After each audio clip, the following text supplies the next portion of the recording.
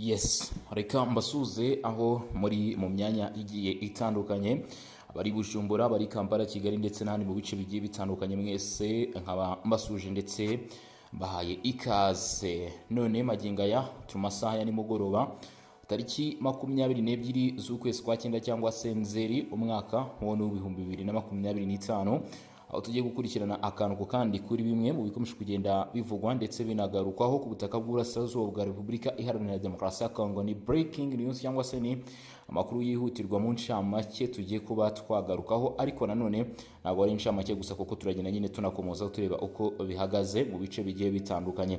Anako mbabwira ntimukomeze kurushaho kugenda mukanda subscribe ku yindi yumva kuri mikoro, amazina yakaba ari Bosco, ni Bosco official.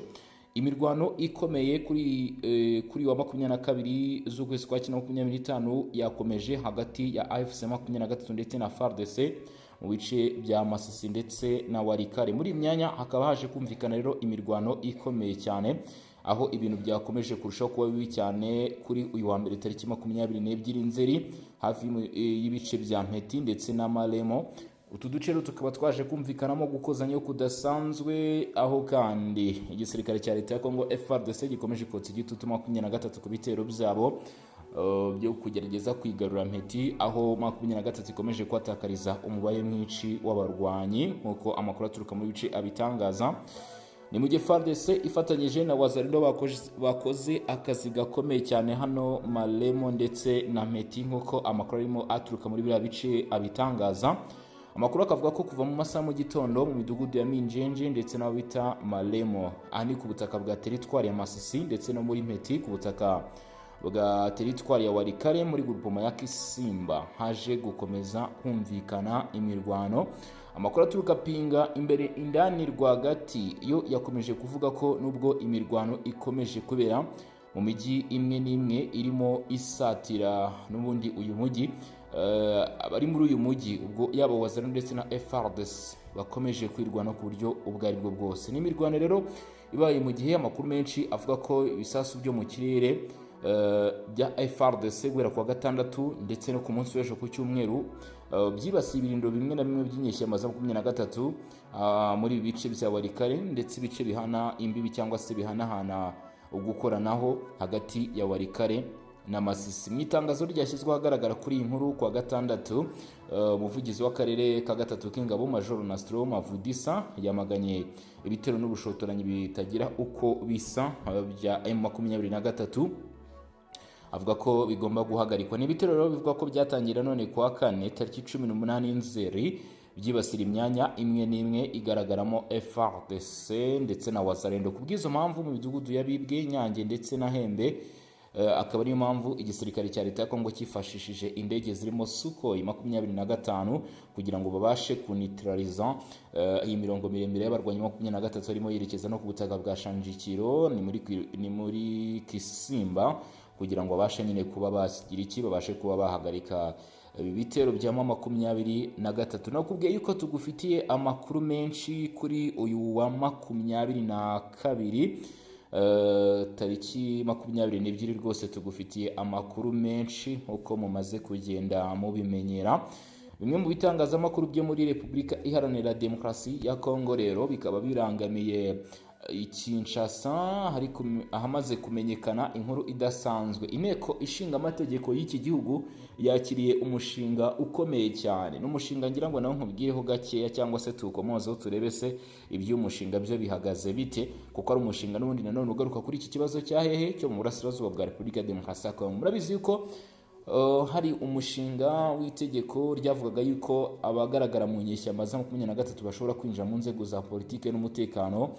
Uyu mushinga rero ukaba watanzwe mu nteko ishinga amategeko n'abagize guverinoma bagaragaza ko uyu mushinga utagomba kwemerwa. Kuri uyu wa 22 n'ubundi Nzeri cyangwa se z'ukwezi kwa 9, Depite Trezoro Mutiki Lutala yagejeje umushinga w'itegeko mu nteko ishinga amategeko umutwe w'abadepite ugamije kubuza kwinjiza abahoze mu mutwe wabigometse cyangwa se inyeshyamba wabigometse ku butegetsi nyine ndetse no mu mutwe y'iterabwoba kwinjira mu buyobozi bwa guverinoma ya Repubulika ya Demokarasi ya Kongo, ingabo se cyangwa igipolisi ndetse n'urwego rw'ubutasi cyangwa se inzego z'umutekano. Ati rero ibi birakwiye ko mu by'ukuri bigomba kwamaganirwa kure. Uyu mudepite Trésor Mutiki Rutara akaba avuga ko iri tegeko rwose rigomba guhita ryamaganwa byihuse, kuko ngo ibi bishobora kuba byateza ibibazo bikomeye cyane kuri iki gihugu cya Repubulika Iharanira Demokarasi ya Kongo. We na bagenzi be rero bakaba bamaze kugeza uyu mushinga wamagana ibijyanye n'iki kibazo cy'inyeshyamba ngo byashoboka ko zashyirwa mu myanya ya leta. Iki kintu rero bakaba bacyamaganye aho kiva hose kikagera. Comment zirafunguye, uraza gutanga inyunganizi ndetse n'igitekerezo nawe kuri inkuru uko ubyumva ndetse nuko bigomba kuba byakorwa. Mu izina rero rya Trésor Mutiki Rutara ahagarariye abadepite bagenzi be bakaba bagejeje umushinga mu nteko ishinga mategeko. Ese koko wowe urabona bikwiye kuba byagenda gute? Reka tukomeze rero nanone aho haje kumvikana nyine imirwano mishya. Yewe kuri ubu imirwano ikomeje kumvikana mu bice bigiye bitandukanye, ari nayo mpamvu wumva kabisa yaba Kivu y'Amajyepfo turimo tunyarukirayo, Kivu y'Amajyaruguru ndetse n'ahandi hagiye hatandukanye. Ni amakuru mu buryo bwihuta aho ugomba kumenya aka karere k'uburasirazuba bwa Repubulika ya Demokarasi ya Kongo uko gahagaze mu minota mikeya nta gutinda rwose. Kuri uyu wa mbere nanone tariki 22 Nzeri imirwano yongeye gutangira hagati ya 23 ndetse ubwo bakozanyagaho na Wazalendo n'ubundi muri bya bice bikikije Mpeti. Ni imidugudu imwe n'imwe gusa turi kugenda duca iburyo, ibumoso, amajyepfo, amajyaruguru. Katori bimeze bite? Mu gace kabana kindi bimeze bite? Utu natwo ni uduce turi hafi ya Mpeti twaje kumvikanamo nyine imirwano aha muri teritwari ya Warikare. Nkwibutsa ko Mpeti iri nko muri kilometero 18 uvuye mu burasirazuba bw'umujyi wa Pinga. Akaba ari impamvu rero wumva M23 irimo irongera ingufu kugira ngo mu by'ukuri irebe yuko yabasha kugera nyine Pinga nk'uko yagiye ibyifuza na mbere hose. Ikibazo gikomeje kuba ikibazo. Ubu abantu barenga 1,600,000 bamaze kuvanwa mu byabo kuva mu ntangiriro z'uyu mwaka kubera ibibazo by'imitwe yitwaje intwaro. Mw'abantu mwe mwumve nawe aho iki gihugu cya Repubulika ya Demokarasi ya Kongo kirimo kigana. Ibarura ryakozwe n'umuryango w'abibumbye rigaragaza yuko cyangwa se raporo yerekana yuko imibare y'abahunga yaba abahungira imbere mu gihugu, immigration ndetse na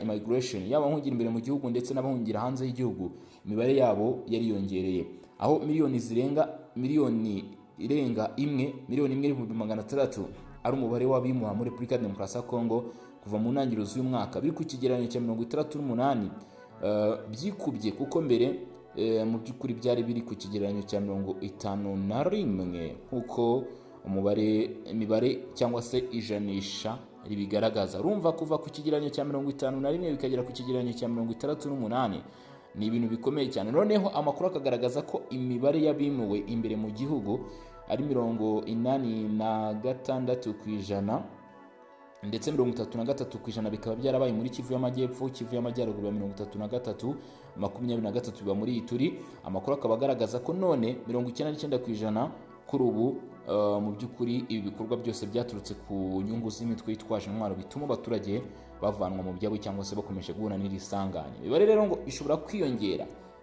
hakurikijwe imirwano yongeye gusubukurwa guhera ku wa 4 tariki 18 hagati ya AFC 23 ndetse n'ingabo za guverinoma aha muri Kivu y'Amajyaruguru na Kivu y'Amajyepfo. Impamvu turi kuvuga Kivu y'Amajyepfo ntabwo ari utuduce two muri Masisi ndetse na Warikare twonyine gusa twaje gukomeza twumvikanamo imirwano, ahubwo ubu tayari ibice bya Meti na bya Mwenga ndetse na Shabunda nabyo bisa nkaho byamaze tayari kujya mu ntambara, kubera yuko 23 ku munsi w'ejo hashize ku cyumweru tariki 21 yageze aho bita Nzibira.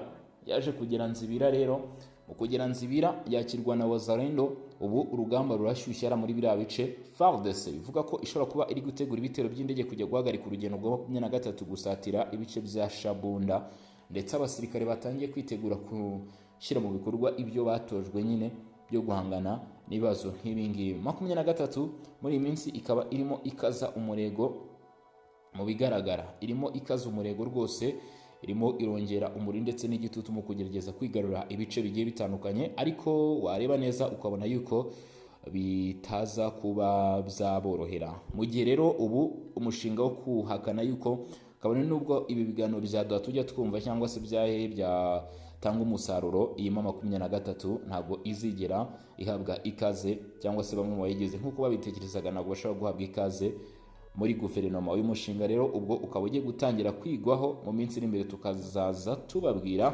uko bizaba mu by'ukuri byagenze cyangwa se bizaba byarangiye. Murakoze cyane, murakarama. Yumva kuri mikoro amazina yanjye akaba ari Bosco, iyi akaba ari Bosco Official. Subscribe ku yindi, subscribe cyangwa se sabone ku yindi, share muyibagirwe mu magroup agiye atandukanye, bagenzi banyu babwira bati Bosco yongeye kugaruka, Bosco yamaze kabisa kwitereka. Like imitima muri comment y'abakunda Shema Bosco, mutaramu cyane Jire, mwese ndabasuje cyane. Bataramu Big Team z'aba VIP b'ambasaderi, muze kugira ibihe byiza kandi mukomeze nanone mugubwe neza. Ciao ciao, hasta la vista.